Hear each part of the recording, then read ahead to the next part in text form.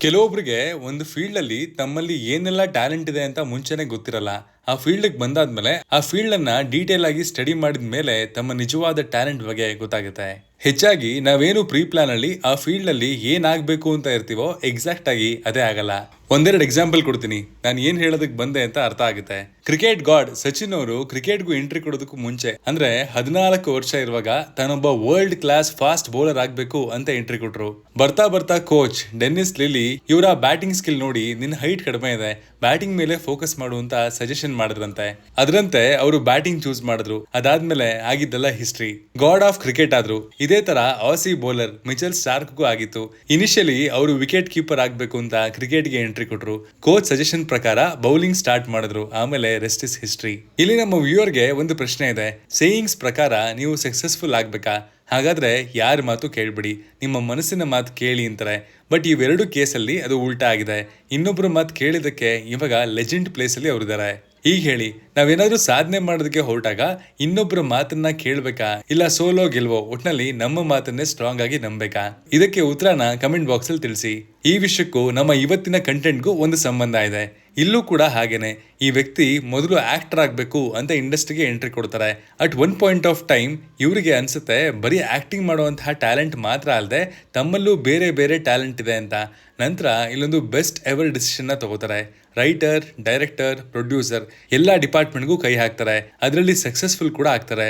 ಇವರ acting talent ನೋಡಿ legendary director S Rajamouli ಅವರು ಬಾಹುಬಲಿಯಲ್ಲಿ ಒಂದು ಪಾರ್ಟ್ ಅವರಿಗೆ ನೀಡ್ತಾರೆ. ಸಸ್ಪೆನ್ಸ್ ಥ್ರಿಲ್ಲರ್ ಮೂವಿನ ನೋಡೋರು ಹೆಚ್ಚು ಇಷ್ಟಪಡೋರು ಇವ್ರನ್ನ ಮಿಸ್ ಮಾಡೋದಕ್ಕೆ ಚಾನ್ಸೇ ಇಲ್ಲ. ಇವರಿಗೆ ಮಾಸ್ಟರ್ ಆಫ್ ಮಾಡರ್ನ್ ಥ್ರಿಲ್ಲರ್ ಅಂತಾರೆ. ಇಂತಹ ಟ್ಯಾಲೆಂಟ್ನ ನಾವು ಮಿಸ್ ಮಾಡಬಾರ್ದು ಅಂತ ಈ ವಿಡಿಯೋ ಮಾಡ್ತಾ ಇರೋದು. ಇನ್ನೇನು ಇಂಟ್ರೊಡಕ್ಷನ್ ಆಯ್ತಲ್ಲ, ಶುರು ಮಾಡೋಣ. ಹಾಯ್, ಎಲ್ರಿಗೂ ನಮಸ್ಕಾರ ಅಂಡ್ ವೆಲ್ಕಮ್ ಟು ಖಡಕ್ ಸಿನಿಮಾ. ಅವ್ರ ಕತೆ ಸ್ಟಾರ್ಟ್ ಆಗೋದು ಸ್ಯಾನ್ ಫ್ರಾನ್ಸಿಸ್ಕೋದಲ್ಲಿ. ಒಬ್ಬ ಕಾಲೇಜ್ ಹುಡುಗ ಮೊದಲ ವಾರದಲ್ಲೇ ಇಂಡಿಯನ್ ಸ್ಟೂಡೆಂಟ್ ಯೂನಿಯನ್ನ ಉಪಾಧ್ಯಕ್ಷ ಸ್ಥಾನಕ್ಕೆ ಸ್ಪರ್ಧೆಯಾಗಿ ನಿಂತ್ಕೋತಾನೆ. ಆ ಸ್ಪೀಚ್ಗೆ ಅಂತಾನೆ ಇಂಡಿಯಾನ ರೆಪ್ರೆಸೆಂಟ್ ಮಾಡೋದಕ್ಕೆ ಬ್ಲೂ ಡ್ರೆಸ್ ವಿತ್ ಬ್ಲೂ ಕನ್ನಡಕ ಹಾಕೊಂಡು ಹೋಗ್ತಾರೆ. ಇಷ್ಟೆಲ್ಲ ದೇಶ ಪ್ರೇಮ ಇರುವಂತಹ 16 ವರ್ಷದ ಯಂಗ್ ಬಾಯ್ ಇಂಡಿಯಾಗೆ ಅಡ್ಮಿಷನ್ಗೆ ಅಂತ ಬರ್ತಾರೆ. ಆಕ್ಟಿಂಗ್ ಕ್ಲಾಸ್ಗೆ ಹೋಗಿ ಭರ್ಜರಿ ಪ್ರಿಪರೇಷನ್ ಮಾಡಿಕೊಂಡು ಚಂದಮಾಮ ಅನ್ನುವಂತಹ ಫಿಲಮ್ಗೆ ಲೀಡ್ ಕ್ಯಾರೆಕ್ಟರ್ಗೆ ಆಡಿಷನ್ ಕೊಡ್ತಾರೆ. ಆದ್ರೆ ಡೈರೆಕ್ಟರು ಇವರ ಆಕ್ಟಿಂಗ್ ಸ್ಕಿಲ್ ಚೆನ್ನಾಗಿಲ್ಲ ಅಂತ ರಿಜೆಕ್ಟ್ ಮಾಡಾಕ್ತಾರೆ. ಇಲ್ಲೇ ನೋಡಿ ನಮ್ಮ ನಿಜವಾದ ಕ್ಯಾರೆಕ್ಟರ್ ಆಚೆ ಬರೋದು. ನಾವಾಗಿದ್ರೆ ಆಕ್ಟಿಂಗ್ ಚೆನ್ನಾಗಿ ಕಲ್ತ್ಕೊಂಡು ಬಂದು ಅವ್ರ ಮುಂದೆನೆ ಆಕ್ಟ್ ಮಾಡಿ ರಿವೆಂಜ್ ತೀರ್ಸ್ಕೊತೀವಿ. ನಮ್ಮ ಯಂಗ್ ರೆಬೆಲ್ ಹಂಗಲ್ಲ. ತಿರ್ಗಾ ಅಮೆರಿಕಕ್ಕೆ ಹೋಗಿ story writing, screen play writing, direction ಎಲ್ಲ ಕಲ್ತ್ಕೊಂಡ್ ಬರ್ತಾರೆ. ಇವಾಗ ಇವರ ರಿಜೆಕ್ಷನ್ಗೆ ಪರ್ಮನೆಂಟ್ ಸೊಲ್ಯೂಷನ್ ಕಂಡುಕೊಂಡ್ರು. ಇವರೇ ಕತೆ ಬರೆದು ಡೈರೆಕ್ಷನ್ ಮಾಡಿದ್ರೆ ರಿಜೆಕ್ಷನ್ ಅನ್ನುವಂತಹ ಪದ ಎಲ್ಲಿ ಬರುತ್ತಲ್ವಾ? ಎಲ್ಲರ ಜೀವನದಲ್ಲಿ ಇಂಥ ದಿನ ಬಂದೇ ಬರುತ್ತೆ. ಅವಾಗ ನಮ್ಮ ರಿಪ್ಲೈ ಹೆಂಗಿರ್ಬೇಕು ಅಂತಂದ್ರೆ ಈ ತರ ಇರಬೇಕು. ನಾವು ನಮ್ಮ ಪಾರ್ಟಿಸಿಪೆಂಟ್ನ ಜೊತೆಗೆ ಫೈಟ್ ಮಾಡೋದಲ್ಲ, ಸೀದಾ ಸೆಲೆಕ್ಟರ್ ಜೊತೆಗೇನೆ ಕಾಂಪಿಟೇಷನ್ಗೆ ಇಳಿಬೇಕು. ಏನಂತರ ಇದನ್ನೇ ನಿಜವಾದ ರಿಪ್ಲೈ ಅನ್ನೋದು. ಈ ಯಂಗ್ ಟ್ಯಾಲೆಂಟ್ ಹೆಸರೇ ಅಡವಿ ಶೇಷ್. ಅರೆ, ಇವರು ಬಾಹುಬಲಿ ಆಕ್ಟ್ ಮಾಡಿದಾರ, ನಂಬೋದ್ ಕಷ್ಟ ಅಂತೀರಾ? ಇಲ್ಲಿ ಶೇಷ್ ಮಾಡಿರೋದು ಭದ್ರಾ ಅನ್ನುವಂತಹ ನೆಗೆಟಿವ್ ಕ್ಯಾರೆಕ್ಟರ್. ಅವರನ್ನ ಬಾಹುಬಲಿ ಸಾಯಿಸುವಂತಹ ಸೀನು ಇನ್ನು ಕಣ್ಮುಂದೆನೇ ಇದೆ. ಇವರ ಸಿನಿ ಜರ್ನಿ ಸ್ಟಾರ್ಟ್ ಆಗಿದ್ದು ಸಾಂತಮ್ ಅನ್ನುವಂತಹ ಫಿಲಂಗೆ ಅತಿಥಿ ಪಾತ್ರದಿಂದ. ಇದಾದ್ಮೇಲೆ ಕರ್ಮ ಅನ್ನುವಂತಹ ಚಿತ್ರಣ ಬರೆದ್ರು, ಡೈರೆಕ್ಟ್ ಮಾಡಿ ಆಕ್ಟ್ ಮಾಡ್ತಾರೆ.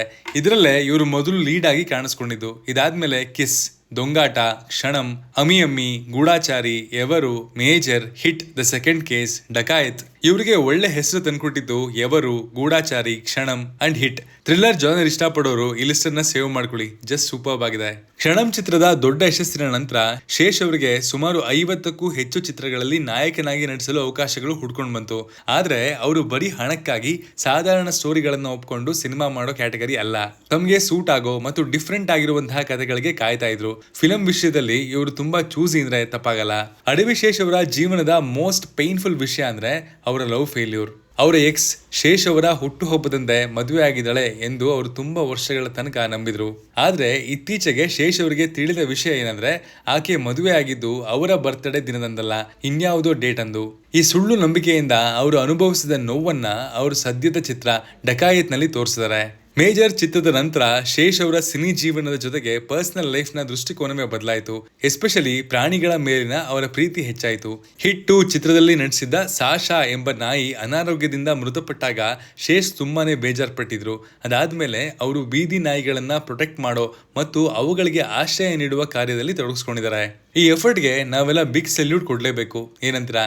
ಇದಕ್ಕಿಂತಲೂ ಎಲ್ರಿಗೂ ಇಷ್ಟ ಆಗೋದು ಇವರ ಔಟ್ ವರ್ಕಿಂಗ್ ಆಟಿಟ್ಯೂಡ್. ಅಂದ್ರೆ ಸಿನಿಮಾ ವಿಷಯದಲ್ಲಿ ಎಷ್ಟು ಬೇಕಾದ್ರೂ ಕೆಲಸ ಮಾಡೋದಕ್ಕೆ ರೆಡಿ ಇದ್ರು, ಅವ್ರಿಗಿಂತ ಯಾರಾದ್ರೂ ಜಾಸ್ತಿ ಕೆಲಸ ಮಾಡೋದು ಗೊತ್ತಾದ್ರೆ ಬೇಕಂತಲೇ ಅವ್ರಿಗಿಂತ ಇವ್ರು ಜಾಸ್ತಿ ವರ್ಕ್ ಮಾಡ್ತಾರಂತೆ. ಇದು ನೆನ್ಸ್ಕೊಂಡಾಗ ಒಂದ್ಸಲ ನಮ್ ಶಂಕರಣ್ಣನ್ ನೆನ್ಪಾಯ್ತಲ್ವಾ.